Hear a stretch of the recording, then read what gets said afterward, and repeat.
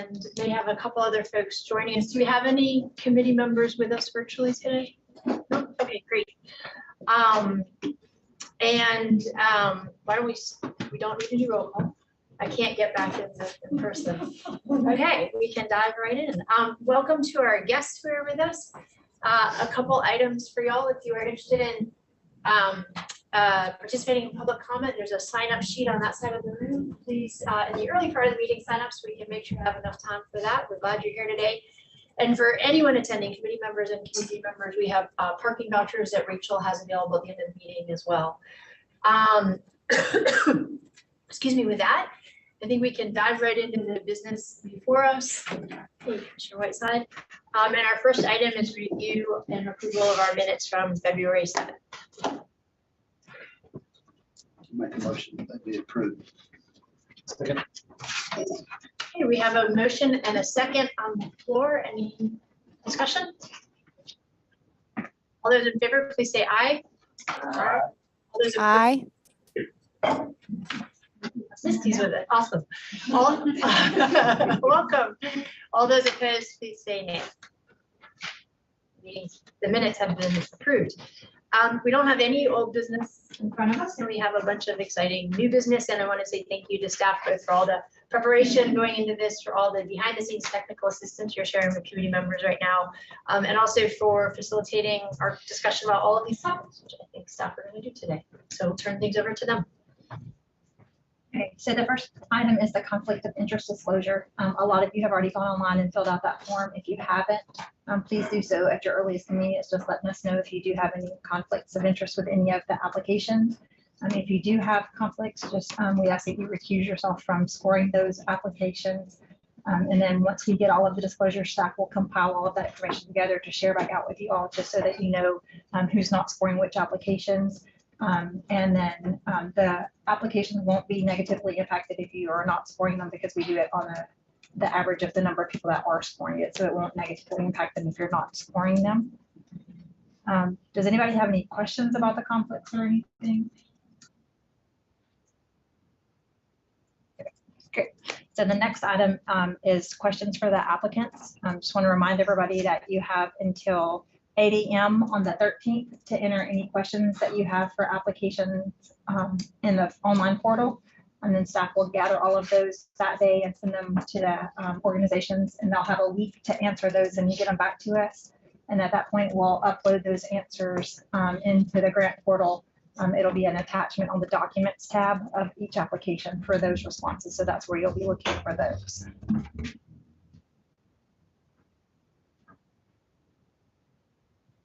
Next item is the kindergarten readiness data, and Rachel's gonna do that. This is our main agenda item for discussion. So performance measurement as a concept, kind of in generally for the Early Childhood Fund, we take two approaches. The first approach is at the project level. So all of these proposals that you all are looking at now, or that we've looked at in previous years, submit ideas to us in the project plan and the proposed results about what they hope to accomplish. And then once the award is made, we turn those applications into contracts. So we have a scope of work for each one that's custom, that spells out what activities they'll provide, how the funds will be used, and then what will be included in their quarterly reports.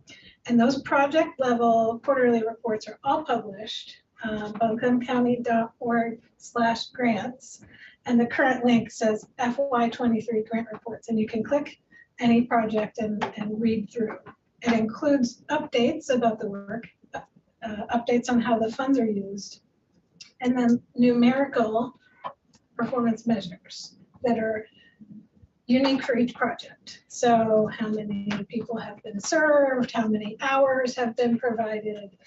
If it's a program that is operating a classroom, there are certain measures that we would see in there, like attendance, student attendance, teacher turnover, school readiness assessment, how the children are performing on those assessments. So that's at the project level. And then at I said there are two ways. The other way is the system level. So we picked out a few things when we were starting the Early Childhood Fund, however many years ago, 5 years ago, that we looked at as sort of the case that this work was needed. So not enough care was available in our community. There were long wait lists. And children were entering kindergarten not ready to succeed. So we look at a few performance measures, and we've heard reports over the last couple of months. In December, Welcome Partnership for Children came in and presented things like they track and report to us in the state of childcare, which is their annual report they submit to us, how many licensed facilities, how many centers, how many homes are in our community, how many slots, what is the quality or the star rating of those slots at the community level, how many employees are working in our field, teachers, staff, what are the wages of those employees, what percent of children, of all the kids in our community 0 to 5, are enrolled in a licensed program. And then in February, we heard the kindergarten readiness presentation from Burnett, and that was looking at NC ELI and M-CLASS, which are the 2 data sets that we have that show us the performance on the developmental assessment and the fluency scores by race and by pre-K. So we have a lot of information, and it feels like we want to continue evolving our process, making sure that we're gathering and collecting and looking at the right information to inform our decisions as a committee.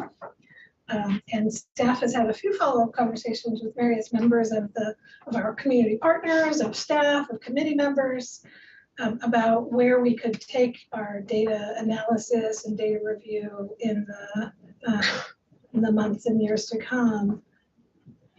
So we bring it back to this committee as an open-ended question to set the stage for a discussion today about, do we have the data that feels most helpful? Is there other data that we could be looking at, or are there other ways that we could be looking at the data?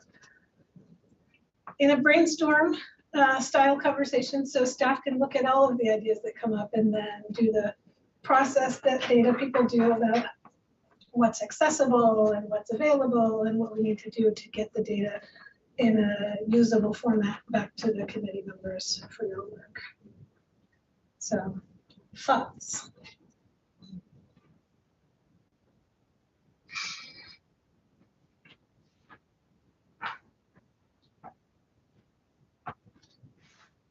So thoughts as far as what we feel would be helpful, additionally Yeah. helpful. So on the project level data reporting side or the system level reporting side. One thing that I was looking for, trying to think about, so in site visits, I heard a lot about capacity that couldn't be utilized because of lack of staff. So as I was reviewing requests, it would have been helpful to have an idea of that unused capacity as a benchmark against which to evaluate current requests. I didn't know if it existed or where to find it. How would you factor that into evaluating current requests? If there are classrooms that aren't being used, slots that aren't available because there's no staff, that helps me evaluate the needs of that particular program, at least as far as they, in my mind, compare to the requests they're making. If they have a classroom that's not being used and the request comes in for a new building, that would seem to be relevant. One idea, knowing that we're still as early as we are in the grant process for this year, would be to add that question, and we could go through and figure out which ones are classrooms or providers, and add that to the list that Angelina is compiling now. Sorry. Be a slew of additional effort, but that's a metric.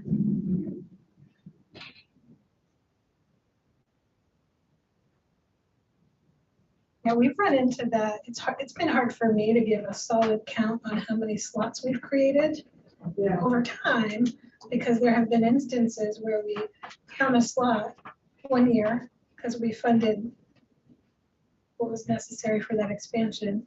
Maybe it didn't get off the ground and then it was funded again in the previous year. And so not having a unique identifier on the slot, it's been hard for me to know exactly how many net slots have been created as a result of funding, because they come online and go offline. It's related to what you're saying. I tend to agree that that'd be really useful information. What's going through my mind is I think we all recognize that there's a shortage of slots. You know, there's a huge, everyone talks about the waiting list. And I guess my question is sort of related to that. If we use all the available space that centers now have, would that create even enough slots, or would we still have a waiting list? So then, therefore, we need to also be looking at, you know, the issue of space and creating more places, you know, as well. So that, you know, if everything was maxed out, what would the waiting list look like? You know, I don't know that we have any real sense of that. But that's directly relatable to staff being available Sure. to be in the classroom and you know, expand. Right, but I'm thinking, you know, the ideal, if we even had the ideal amount of staffing, which we know we don't, could we even accomplish it? One thing I can share from the level of a commission perspective and ongoing work we're doing around this issue, but as it directly relates to other sort of key priorities, is as we're looking at new development projects, new affordable housing projects, it is with a lens towards mixed use, and early childhood hubs and centers are always part of that conversation. So one of the things that we're actively scanning for is opportunities for the county to be playing a lead role on the capital side of creating new spaces and facilities that can house centers and slots. And that's a conversation that basically any conversation that we're basically having about a parcel of land or about buildings that could potentially be repurposed that are publicly owned with the counties at the table, that's one of the things that we're bringing to the table as a priority area. So 100%, as with many, you know, you need the multiple legs of the stool to be in place at the same time. But that is something, you know, that we're talking about, and specifically, I wouldn't expect folks to have been closely following our 3 p.m. briefings at a granular level, but there are several projects that are moving forward. One is the Ferry Road redevelopment project. Another is the Cox Avenue sort of parcel of properties. We're working with a program out of the School of Government called DFI that helps work with local governments on basically how to design, develop, and finance these large kind of these large projects. So Which project is it on Cox? well, it's a number of county-owned parcels that could be Oh, redeveloped. county-owned parcels. Yeah, so this is county-owned land and or county-owned buildings that will be redeveloped in the years to come to address a range of both county needs and also needs aligned with our priorities, whether it's affordable housing or creation of additional early childhood centers. So none of those have been sort of close enough to baked to really get them in front of you, but the conversation, well, more than the conversation, the processes are underway and ongoing.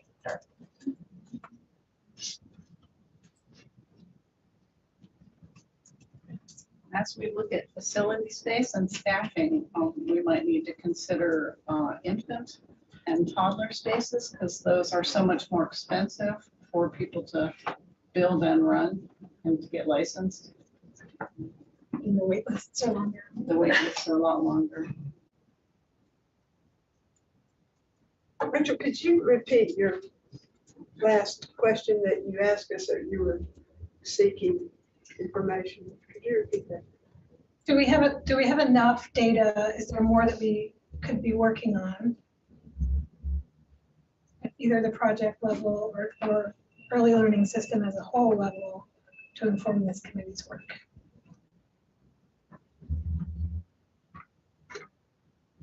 Wish I had my notes from when we had the presentation last month, but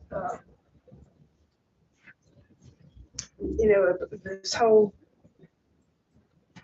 I don't know what you want to call it, achievement gap or other kinds of gaps or, you know, minority Black learners versus white learners. I mean, whatever this, however you want to call it.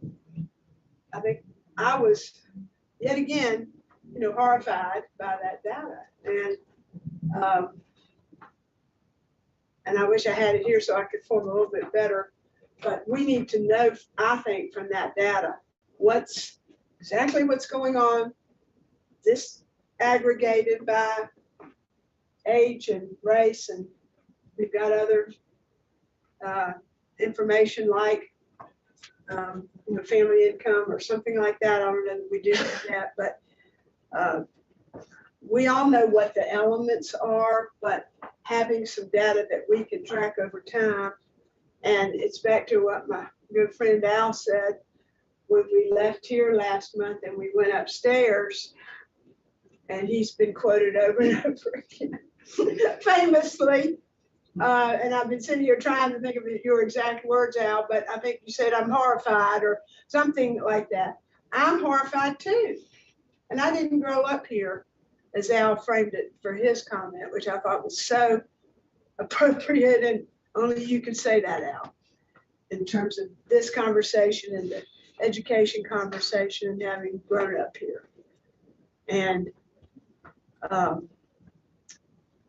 like Al said, and I've said that, I think in one of these meetings before, we are spending millions of dollars, and I do not believe the accountability from the AB Tech Early Childhood Program or either school system is there. That we need to make some thoughtful decisions, and our elected officials need to make thoughtful decisions. What also I thought was interesting when we went upstairs for the presentation was I think the county's numbers are changing. And the achievement gap by children in the county schools who are from the, you know, Hispanic, Latino, Black backgrounds have changed. That may be because the composition of county students is changing, as so many are doing homeschool and going to all these private schools, charters, whatever. So it's hard to compare, I think, now with the school system in the county, the school children in the county. But my hope has always been, and I've advocated for both systems to use the same kindergarten entry tool for years. And my interest in that was to be able to see from a full perspective of the children in this county, all of them being tested in the same way, exactly, you know, where we stand. And this involves really getting a serious commitment. I guess it involves, I don't know, Al, right? All of you, you know, how do you hold these folks accountable, or what is it that we can do to help them be accountable? You're talking in terms of the schools, right? I'm sorry, Linda? You're talking in terms of the schools. The schools, and I bring AB Tech's early childhood curriculum into this. Al and I did the site visit with someone else. I can't remember. Wow. Was it you? Well, that's right, because Wendy and I went to all the same ones. Exactly. And I haven't read their proposal yet. I look forward to doing that to see if our meeting that day changed things. We had a very, I would say, frank discussion with them. And their VP is over their curriculum. It'll be interesting to see if their proposal is any different. But they are the pipeline for getting the staff trained, as we all know. And we also know that it's a huge burden on staff to be prepared to be hired because of all the requirements. So that's my download for the day, and I'll stop. Well, in the last piece you said, I think, oh, Cal, go ahead. Yeah, I think one thing though is obvious from those numbers is that we are on the right track here. It starts pre-K. Absolutely. You know, if we don't close the Three. gap, we've got to be 0 to 3 serious. now. Yeah, we've got, oh yeah, even younger. We've got to close the gap, so it starts, you know, at that point. But I agree with you, after we get to the schools, you know, I'm sick and tired of seeing us spend billions of dollars Exactly. nationwide. But what are we getting for it? That's my concern. And we have to ask that Yeah. from all the programs now that we're funding from 0 to 5. And this is what And I said. I know we have problems with the families and all, sure. But let's talk about what we can control. And that's why they're in the schools. Yep. This is what we're putting millions and billions of dollars on, but Right. we're getting no results. And all I see, look, I spent 24 years on 2 different university boards and 8 years on the public school board here. And I see one thing when it comes to K-12, we keep throwing stuff against the wall, Mm-hmm, but we don't give anything a chance to succeed. mm-hmm. And that's the problem we're having. It is. And, you know, at some point in time, I don't know if we do it with the money or what, but we've got to hold the people accountable. Because what they're doing in the meantime, they're playing right in the hands of the people who want to destroy public education in this Exactly. country. And that's what really concerns me. Me too. You know, when I look at our legislature and across the country, I mean, it's obvious to me that when it comes to public schools, Mhm. we don't want, you know, we are doing everything we can to put roadblocks in the way. Exactly. But I think this is something, though, that we've got to get control of. If we don't do it, we got to do it locally. This is where we start. These are the systems we control, you know, and I think it's going to be upon the elected officials. I think we're going to have to do more to stand up and hold people accountable, I agree. because we've been giving and giving. And when you look in Buncombe County, 25 cents of every dollar we spend, it's over $100 million, goes to the city, the county, and to baby Tech, those schools. Yeah. So it's not money, folks. It's not money at all. Mhm. And when you look at the Asheville City school system with the highest achievement gap, not only in the state, but one of the highest in the country, but they spend more money per pupil than any other school system in North Carolina except Chapel Hill, Carrboro, and they have a large achievement gap. So that, you know, it points up several things. But I think here again, though, we've got to hold ourselves accountable and the school system. You Right. know, and I'm tired of hearing excuse after excuse. It's time we got to hold them accountable. And this is what Rachel's question Yeah. brought forward. I wonder if some of it is these, maybe the city school system doesn't know how to put a program in place for, you know, accountability and data related to the kids and the teachers. They don't know how to do that, run it for a number of years so they can get some aggregated data and then evaluate it. Maybe they do not have the research skills or software or something to be able to understand what the data is telling them. I take issue with that. We're paying people in that system 6-figure salaries to do that. Why aren't they doing their job? Well, that's what I'd like to know. That's my concern. Why aren't they doing their job? If you look at the titles in the central office, we have people who are supposed to be doing that. But where are they?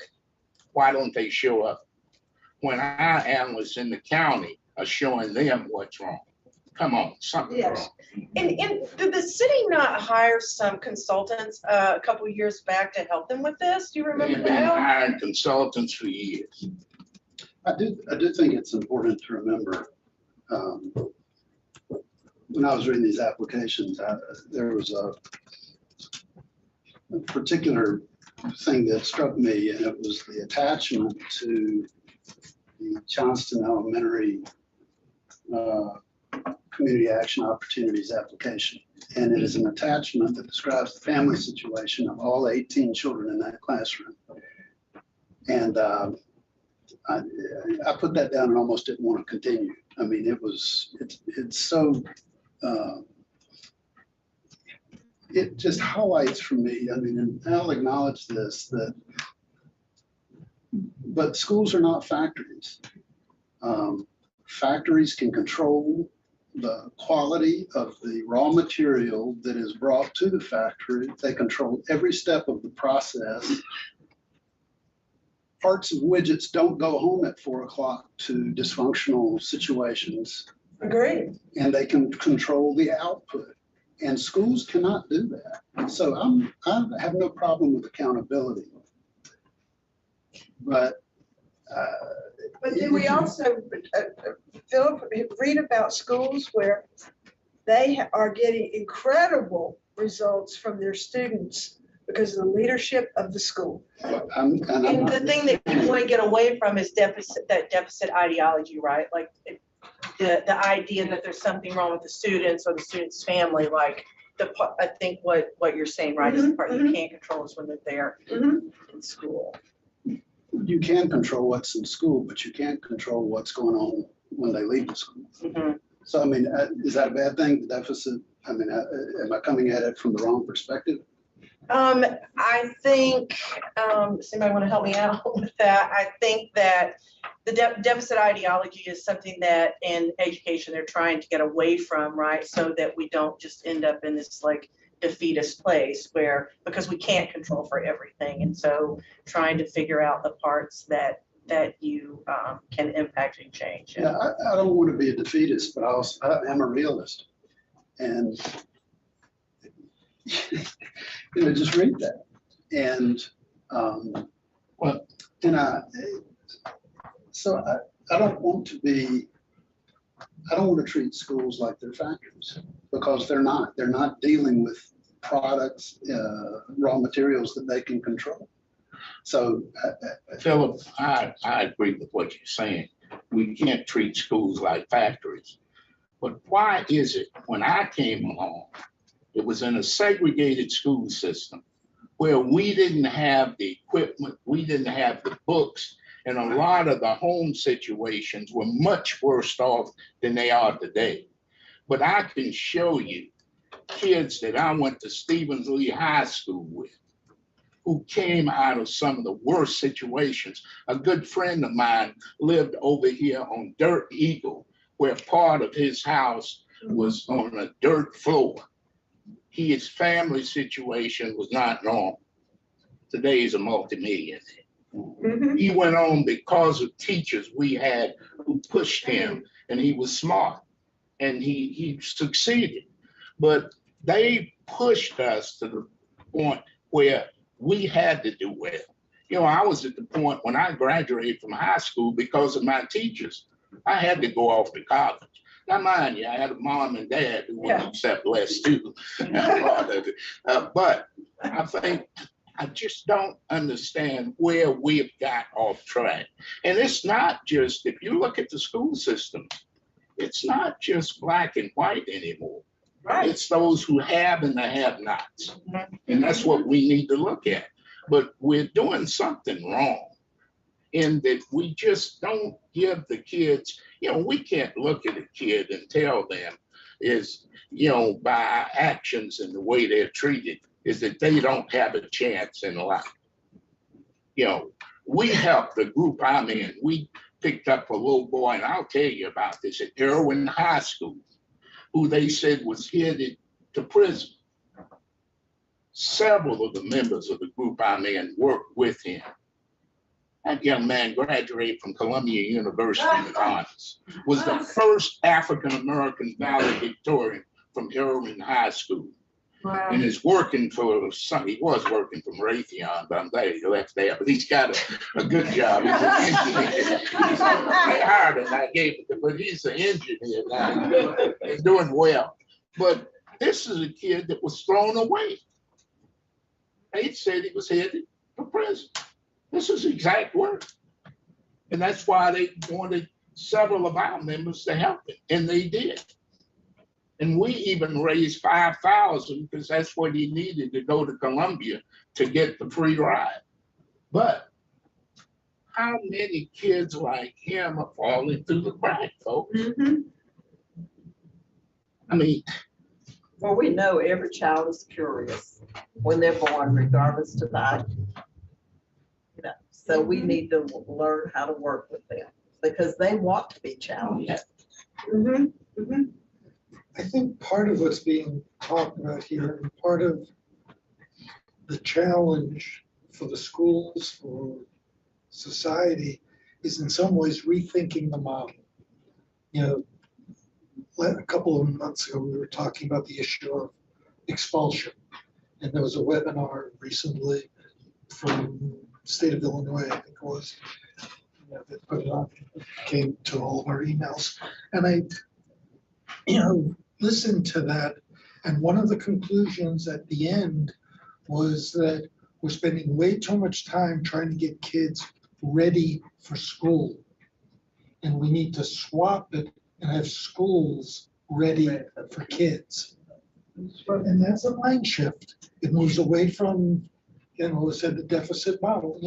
We know they're all not coming in, to Philip's point, at the same way. And we still are stuck in 99% of the schools with a industrial age factory model. You go to kindergarten, go to first grade, go to second, you move right on through. And it's an assembly line model. And that's a systemic issue. But to try to move that system to something different, is the challenge. Because, again, we grew up in that model and we all say, well, we did fine in that model, so it doesn't need changing. Well, times have changed, and it's time, we think about the model that we're using. And, that's a heavy lift. I think the model has changed, though. When you think of the demands that we put on kindergartners now, I mean, I remember sitting in And my that's not a desk positive eating change. graham That's crackers. And I turned out okay, but some of these kids, they're demanding that they do things that they can't even do developmentally. Right. And so they're already labeled or feeling like failures by the time they hit first grade. So that's a systemic change that should be made. As we're thinking about the models changing and how much has changed from, I didn't feel old until this conversation, but seeing how much has changed since 1988, I'm in a spot where if we're going to keep changing models, maybe we continue to look at the data and have thoughtful, deliberate conversations about what our deliverables are year by year, and then matching that up with what we expect to see change over the longer period of time, right? If what we're doing works, we're not going to see that overnight, especially in the context of early childhood education, but we're confident that this is working. So what deliverable year by year, when we're looking at our budgets, when we're making these decisions, what data do we need to look at that's going to appease us short-term and long-term? Because I'm not sure that I necessarily see what I would tell a school to do specifically, other than close the achievement gap. That's 5 separate areas of outside of education that we need to address there. And if I'm not clear on that, I guess I'd want to be able to go to the schools and say, this is what I expect you to do over the next 3 years, and this is what I want to see change over the next 10. It's an immediate problem. We need to have some immediate solutions for it, but I also want to give the things that are working time to work, so we don't change from a good idea without necessarily looking at what's being effective and just cutting ourselves off 3 years from now when we have a new model for how we're going to approach these issues. Well, building on that, within the purview of this committee's work, I actually think there are some core building blocks that we have identified, and perhaps we have not taken the step to lay them out. And we know that there are breakdowns at the level of, stepping back for a second. If we think about the 2-year pilot that we're supporting with the Partnership for Children, which is focused on 6 strategies that this committee helped shape that prepare our system for scaling pre-K access. And we are planting one of our flags on the side of, we believe pre-K works, and we also know we need to build systems that can actually expand access to quality pre-K. We don't have those systems currently in Brooklyn County.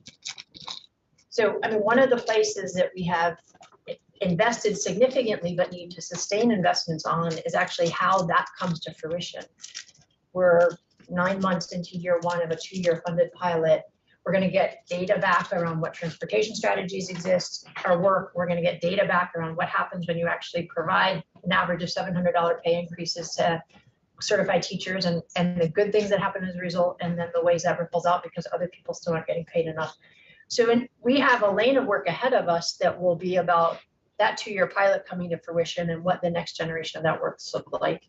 And then a piece that I think is embedded in that, and we talk about, but we don't have clear articulated strategies on, is how we extend the pipeline to include supporting people through BK degrees that prepare them to teach in NC pre-K classrooms. That's a piece of the pipeline that many other communities like Charlotte, like Boone, like Chapel Hill, because they have 4-year institutions in those towns that have BK degree programs, their pipeline is very obvious and it's homegrown. We don't have a BK program here. What we do have in real time is teachers who are seeking BK degrees remotely and in person, and then aspiring to come back to Buncombe County if they can find jobs, but we don't have any structure supporting how that process is happening. One tangible piece of work that this committee could bring into our purview and focus on is how we create that piece of the pipeline. And that there's no presupposition within that about who would do what, et cetera, but we know that in other communities that are working hard to scale access to pre-K, they have that piece of the pipeline in place locally and we don't.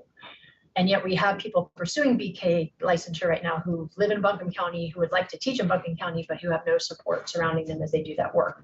And that's a very defined, tangible piece of the system that we're trying to build that currently, to my knowledge, no one is waking up every day thinking about how we build that piece of it. If there is, awesome. I apologize if I misspoke. I'd love to hear what their ideas are. But again, as we think about, I think part of the dance we do in here always is the cognizance of the big picture system, the many intersecting systems, and then how we continue to move the ball forward in ways that truly are about creating the best systems we can in Buncombe County. And truly addressing things that from day one of this committee's work we've been naming. One, we haven't had the data. Well, now we're starting to get the data. Workforce isn't getting paid enough. Well, we're now starting to increase pay for some members of the workforce. We have a lot more to do. We don't have enough sites. Well, we've expanded sites and we have plans to keep expanding more. We don't have a pipeline into a BK program. I would put on the table that we need a plan around how that gets created or who we partner with to create that. Doesn't Western Carolina have a BK? They do. Western Carolina has one, App has one. I'm sorry, App and UNC Charlotte, Chapel Hill, but they don't. Misty, you have a lot of expertise on this. I'm serving teachers right now who are attending all of the above: Appalachian, Western, Greensboro. Currently, Brevard Brevard College is working on building a program. We have a lot of resources around us, how we choose to support. And I would also like to just remind the committee to both empathize and sympathize with us coming out of a pandemic. So we have teachers who are also facing similar situations of homelessness, mental health issues, their own children, plus children who are in their classrooms right now coming from, the past 3 years of home life that have, varying degrees of social and emotional skills, behavioral concerns. So we are seeing to great lengths teachers who are going above and beyond, working to finish their ed TPAs, which is a very, very rigorous process for them. Plus they're dealing with classrooms that have severe needs. Plus some of our teachers are, struggling at home, living in an RV. I am currently at Barnardsville Elementary School, Johnston Elementary School, Elida.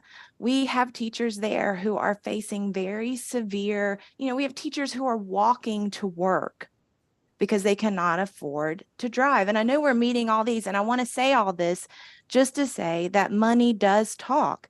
The programs we're supporting are developmentally appropriate. When we're reading through these grants, we have the ability to continue to support programming that's able to be individualized so that we meet the needs of teachers, children, and families and schools in our community. And I think we're on the right steps. And I think we have just hit a rough patch these past few years from the pandemic. But I think that as long as we continue with both the reality perspective and the empathetic perspective, that we can come to a better place. But I agree that this might be a different growth model that we see. I don't know if that answered any. Thank you, Misty. But to your point, Jasmine, you know, who might we partner with, I think is where you stopped and then Misty picked up. We certainly, you know, have a Western campus in our county. And I don't know the quality of their BK program, but seems like we ought to have a serious conversation with them on this particular one of the 6.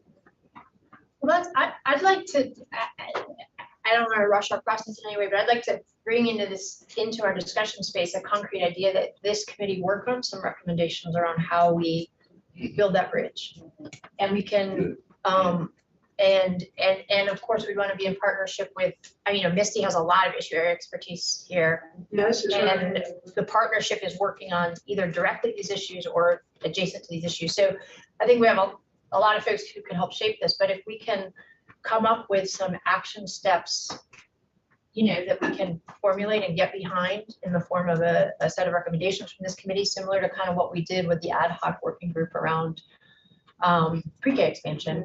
You know, I think that's something I'd love to hear people's perspectives on.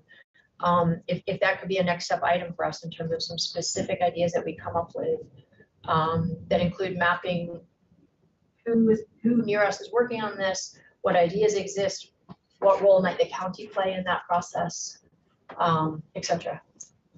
Wonder if we could get a panel of folks from the nearby universities, Brevard, maybe in Western at least, and hear them talk about their programs and what the differences are and so forth. One thing that comes to mind is the Dogwood Health Trust in November, I think, made a multi-million-dollar investment, maybe Oh, yeah. six That's or right. 7 million, regionally, specifically on the workforce pipeline, including higher ed. I believe all the community colleges had a program for sure that got picked up, starting with an update on what's currently in I don't want to use pipeline, mix my metaphors, but what's in the pipeline to address the pipeline? Yeah, that's. You know, I was catching up reading my email this morning, and I hope most of us on this committee got the email from Buncombe Tech talking about just their portion of the grant from Dogwood Health, where teachers can go now and get, what is it, certified for early childhood. I think it's 16 hours that they will pay for it without, you know, any. Maybe Tech pays for it? They pay for it from that foundation, yeah, from Dogwood. So that is as a result of the Dogwood, yeah. 16 hours, but you've got, if you have it, I'll make sure all of you get a copy of that email. But it came to, I'm pretty sure though, I think most of this. The day we went for our site visit was the day they heard they had gotten that. Right, that's it. Remember that? That was in It December. was a very different conversation. Yeah. Now, their request for us, and hopefully I'm not jumping the gun, AP Tech's request for us is funding for a remedial course to support students who are failing first semester courses at a pretty significant rate. Yes, that's what we heard last year. We heard First that semester. back in Terrible, terrible. This is why, one reason why I'm so, I haven't, is this their proposal? Yeah. Yeah, I haven't read it yet. A couple of things that come to mind that I wanted to circle back to before we lose the data thread entirely. I heard disaggregating the data by race is an activity that an action that we should stay the course on, and that's consistent with Buncombe County's data approaches in general. I heard you mention students who are differently abled or disabled. What if I don't know how good the data is about IEP because that often gets added to a child's status. That's the individualized education plan. That often happens during their kindergarten year or first year. But I know that students can also get IEPs at the early learning age. So disaggregating it by that status might be helpful. Economic disadvantage is the data term for family income. But if we could look at the haves and have-nots impact on performance. So I made a few notes during the data piece of that conversation. And as you think of other ideas, staff is open to those.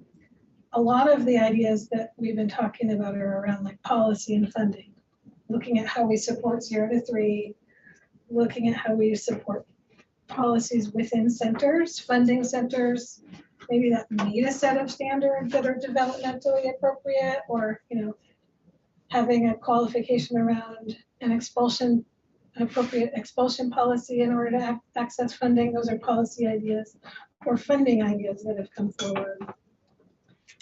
I wanted to mention one side initiative that is occurring in our community right now, which is reparations.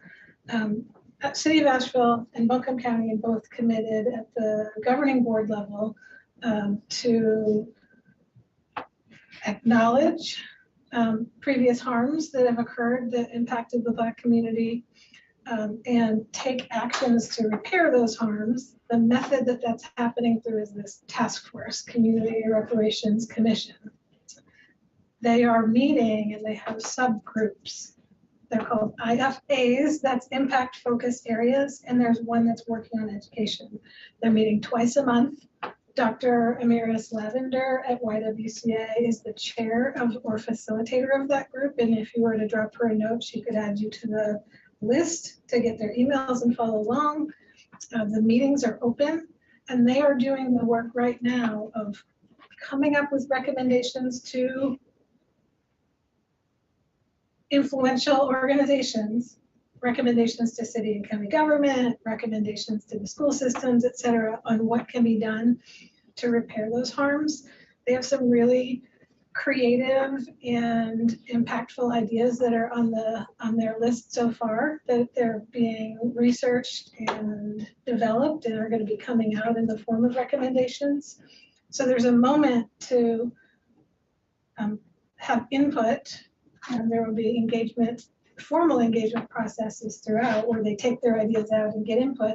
And you can also follow along with their work, meet members of that commission, the group, the Reparations Commission as a whole, and the Impact Focus Area Group for Education, which is the one I've been attending, are really energetic and open to conversation. So if you have ideas about programs or policies or practices that could, the way the school could operate differently, to do discipline differently, to do exceptional services, to do language services, to do, I don't know, gifted and talented services. Now is the time to put those ideas out there and be part of that community conversation. So contact me or contact Amiris Lavender if you want to follow along with that work. Would you just send us when the link is or the next meeting or something? The next meeting is today at 6. I think. Hold on. The website, if you Google Asheville Reparations, it takes you to the Public Input Hub. And that particular impact focus area, the whole schedule's online. They're meeting today at 6 p.m. at YWCA. Before we leave the question of the higher ed partners. So I covered all of the other loose ends, but left one because I felt like our chair was putting out a sort of a separate conversation about of the needs that are out there. Workforce is a theme. And do we want to address workforce differently over and above and separate from our funding process? And you had an idea on how to do that. So I closed some of the other loose ends, and I think that's the only one that is out. Yeah, and I kind of colored outside the lines for a few minutes. Thanks for helping us group these different topics. I guess the idea I want to put on the table, and maybe this is something we can revisit at a discussion level next week, is what it would look like for us to take this next step in our work on workforce development and develop some specific strategies related to how we support the building of or participate in the building of that pipeline to support Buncombe County teachers who are currently enrolled in BK programs and grow and more people getting enrolled in that process. I just wanted to ask, Yeah. of all the schools that were named, nobody said Warren Wilson, They don't have a BK program. but they do have early childhood because the county funded.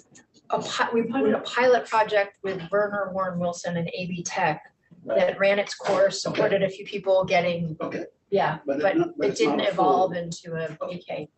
So we're, yeah, okay, that's all I need. Thank I'm you. glad you asked that because I was gonna ask. That's what I yeah, no, thought, great yeah. question. Thank I'll say, yeah, I was an adjunct with that program and it was a great program, but moving forward with Warren Wilson's vision, they did not want to continue to pull that in, but Werner is still their partner. Does that make sense? Thank you. Okay, So can we add that as a discussion item at our next meeting and see if we can formulate some specific, or see if the committee is ready to formulate some specific steps on what that might look like? Thanks for helping us track this, Rachel. And from discussion to. Meeting's agenda is going to be pretty heavy with grant making. Yeah. So come with some specific and tangible recommendations.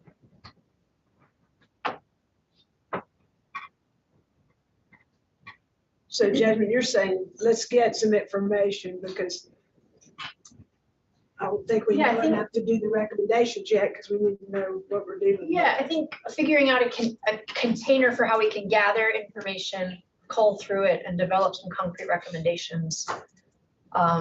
That if it's a fit could go up to commission, if it seems like that's the next stop for them, or it might be a partner level discussion. Or it might be, yeah, I mean, there might be an RFP component that could be developed as a result of this. I think we'll know more once we gather the latest information on what's out there and what some of the barriers are currently and how we can best address them. As staff held the consultations with applicant organizations, we conveyed what we were hearing from the committee in the meetings, that workforce is a top priority of this committee going forward. And so I think as you look at the applications in your bin for consideration right now, you'll see a lot of workforce strategies.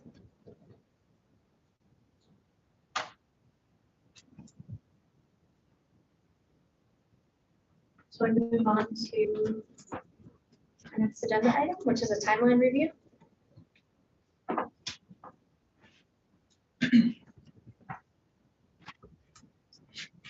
You need, Oh, I'm happy to walk through it. Yeah, just a review of our upcoming deadlines and key dates. And before I launch into this, I'll just invite, if there's any community members who want to do public comment and haven't yet signed up, please take an opportunity to. So far we have no signups, so. March 13th by 8 a.m., please have your questions in for applicants. On the 20th at 5 p.m., we'll get responses from applicants. On the 3rd of April at 8 a.m., we have to submit our final scores. So that's the big deadline for us. If you need any support with that, thank you to staff for helping with that. And please don't hesitate to reach out, and please don't wait to reach out so staff can help you as soon as possible. We have 2 committee meetings in April. This is our and up to 3. We definitely have them on April 4th and April 18th, both at 12:30. So that's a longer 2-hour block. If needed, we can add another meeting on the 25th, also at 12:30. But all of that gets us to our big deadline of having our grant recommendations submitted to the county budget office by April 28th. Any questions about that timeline or request for additional information? Okay, great. Any announcements?